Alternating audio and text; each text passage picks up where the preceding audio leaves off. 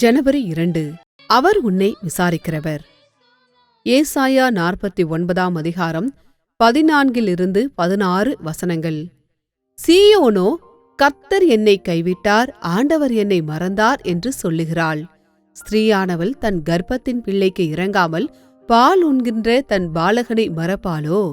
அவர்கள் மறந்தாலும் நான் உன்னை மறப்பதில்லை. இதோ என் உள்ளங்கைகளில் உன்னை செதுக்கி வைத்திருக்கிறேன். உன் மதில்கள் எப்போதும் என் முன் இருக்கிறது. நம்முடைய துன்பங்களிலும் தொல்லைகளிலும் நாம் எத்தனை சந்தர்ப்பங்களில் தேவன் நம்மை கைவிட்டு விட்டார் என்றும் அவர் நம்மை மறந்துவிட்டார் என்றும் நினைக்கிறோம். நாம் பார்த்த வேத பகுதியில் கர்த்தர்தாம் நம்மேல் எவ்வளவு அதிகமாக கரிசனை உள்ளவராயிருக்கிறார் என்பதையும் நம்மை எவ்வளவாய் விழிப்புடன் பாதுகாக்கிறார் என்பதையும் நமக்கு காண்பிக்க விரும்புகிறார். ஸ்திரீயானவள் பால் உண்கின்ற தன் பாலகனை மறப்பாளோ? தாய்மார் வளர்ச்சி அடைந்திருக்கும் தங்கள் பிள்ளைகளை சில சமயங்களில் மறந்து விடுகின்றனர். ஆனால் பால் உண்கின்ற ஒரு பிள்ளையை ஒரு தாய் ஒருபோதும் மறக்க மாட்டாள். ஏனெனில் அவள் இன்றி அப்பிள்ளை உதவியற்ற ஒரு நிலையில் இருக்கிறது. ஆனால் இங்கு கர்த்தர் வெளிப்படுத்தும் ஆர்வமூட்டும் சத்தியம் யாதெனில், அந்த தாய் பால் உண்கின்ற தன் பிள்ளையை ஒருவேளை மறந்து அதற்கு இரங்காமற் போனாலும் அவர் நம்மை ஒருபோதும் மறந்து போக மாட்டார் என்பதே. மேலும் மலைகள் விலகினாலும் பர்வதங்கள் நிலை பெயர்ந்தாலும் என் கிருபை உன்னை விட்டு விலகாமலும் என் சமாதானத்தின் உடன்படிக்கை நிலை பெயராமலும் இருக்கும் என்று உன்மேல் மனதுருகுகிற கர்த்தர் சொல்லுகிறார் என்று ஏசாயா 54:10 பார்க்கிறோம். தன் தாயை பற்றிக் கொண்டிருக்கிற ஒரு குழந்தையைப் போல அவரை பற்றிக் கொண்டு அவர் மேல் நம்பிக்கையாயிருக்கிறவர்களின் மீது அவர் எவ்வளவு நினைவுள்ளவராயிருக்கிறார். இதோ என் உள்ளங்கைகளில் உன்னை செதுக்கி வைத்திருக்கிறேன். நம் உடலின் வேறு எந்த பகுதியிலும் எழுதப்பட்டிருப்பதைப் போல் அல்லாது நம் உள்ளங்கைகளில் எழுதப்பட்டிருப்பது நாம் எப்போதும் பார்க்கக்கூடியதாயிருக்கும். ஒரு நபருடைய கையில் செதுக்கப்படும் பெயர் அந்நபருடைய கண்களுக்கு முன் எப்போதும் இருப்பதால் அது அவரால் மறக்கப்படக்கூடாததாய் இருப்பது போல தம்மால் நம்மை ஒருபோதும் மறக்க முடியாது என்பதை தேவன் நமக்கு உறுதிப்படுத்த விரும்புகிறார். நம் பெயர்கள் அவரது உள்ளங்கைகளில் வெறுமனே எழுதப்பட்டிருக்கவில்லை, அவை செதுக்கப்பட்டிருக்கின்றன. நம் கரங்களில் எதையாகிலும் செதுக்கி வைப்பது என்பது மிகவும் வேதனை அளிக்கக்கூடியதாக இருக்கும். மேலும் செதுக்கி வைக்கப்பட்ட ஒன்றினை லகுவாக அழித்து போடவும் இயலாது. ஒருவர் தனது கரத்தில் யாருடைய பெயரை செதுக்கி வைத்திருக்கிறாரோ அந்நபரை மிக அதிகமாய் நேசிக்கிறார் என்பது வெளிப்படை.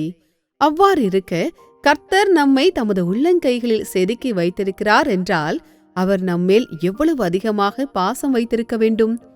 உன் மதில்கள் எப்போதும் என் முன் இருக்கிறது. தாம் நம்மை சுற்றிலும் அக்கினி மதிலாயிருப்பதாக கர்த்தர் வாக்கு பண்ணியிருக்கிறார். சகேயு 2:5 இதை பார்க்கிறோம். நம்முடைய ரட்சிப்பும் ஜெப ஜீவியமும் கர்த்தரோடு நாம் செய்திருக்கிற உடன்படிக்கைகளும் அவருக்கு முன்பாக மதில்கள் போல் இருக்கும்போது கர்த்தர் நம்மை சுற்றிலும் அக்கினி மதிலாயிருந்து யாதொரு சத்துருவும் உட்புகாதவாறு நம்மை விழிப்புடன் பாதுகாத்து கொண்டிருப்பார். உன்னை சுற்றிலும் ஒரு அக்கினி மதில் இருக்குமாயின் உன்னை தாக்கும்படி சத்துருவால் அதற்குள் பிரவேசிக்க முடியாது. அவன் அப்படி செய்ய முயற்சித்தால் அந்த அக்கினி அவனை பட்சித்து போடும். ஆம், அருமையான தேவ பிள்ளையே, நீ கர்த்தரால் நன்றாக பாதுகாக்கப்பட்டு அவருடைய நல்ல பராமரிப்பின் கீழ் வைக்கப்பட்டிருக்கிறாய். எனவே நீ உன் கவலைகளையெல்லாம் அவர் மேல் வைத்துவிடு. கர்த்தர் உன்னை பொறுப்பெடுத்திருக்கிறார் என்றால் நீ இளைப்பாறிக் கொண்டிரு என்று தலைமை பேராயர் லெய்டன் கூறுகிறார். தாய் தன் சேயை மறந்துவிட்டாலும் மறவேன் உன்னை என்றதாலே ஸ்தோத்திரம். வரைந்தீரன்றோ உம் உள்ளங்கையில், வல்லவா எந்தன் புகலிடமே. தாய் தன் சேயை மறந்து விட்டாலும் மறவேன் உன்னை என்றதாலே ஸ்தோத்திரம். வரைந்தீரன்றோ உம் உள்ளங்கையில், வல்லவா எந்தன் புகலிடமே. கர்த்தர் உங்களை ஆசீர்வதிப்பாராக. January 2nd, 2026.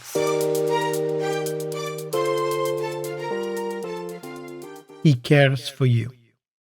Zion said, "The Lord hath forsaken me, and my Lord hath forgotten me." Can a woman forget her suckling child, that she should not have compassion on the son of her womb? Yea, they may forget, yet will I not forget thee. Behold, I have graven thee upon the palms of my hands. Thy walls are continually before me. Isaiah chapter 49, verses 14 to 16. How often in our distresses and difficulties we think the Lord has forsaken us or forgotten us. In the above text, the Lord wants to show us how much He cares for us and watches over us. Can a woman forget her suckling child? A mother may forget her grown-up children, but she can never forget her suckling child, as the child is helpless without her. But the interesting truth the Lord reveals here is that even if a mother happens to forget her suckling child and not have compassion on it, He will never forget us. In another place, He promises, "The mountains shall depart, and the hills be removed, but my kindness shall not depart from thee." Isaiah chapter 54, verse 10. How mindful the Lord is of those who cling to Him, of those who trust Him like a baby does. I have graven thee upon the palms of my hands. The Lord wants to assure us that just as a name that is written on the palm of a person is always before His eyes and cannot be forgotten, He cannot forget us. Our names are not simply written, but graven upon the palms of His hand. It is very painful to engrave something on our hands, and whatever is engraved cannot be erased either. So one must love a person very dearly indeed to have his name engraved on one's hand. How much the Lord loves us. Thy walls are continually before me. The Lord has promised that He will be a wall of fire around us. Zechariah chapter 2, verse 5. No one can penetrate a wall of fire. He will be consumed by the fire if he tries to. Oh dear child of God, you are well protected and well cared for by the Lord. So cast all your care upon Him. If the Lord careth for thee, be thyself at rest, said Archbishop Layton. Nandyal பாடிடுவோம், நந்தியால் பாடிடுவோம், நல்லவர்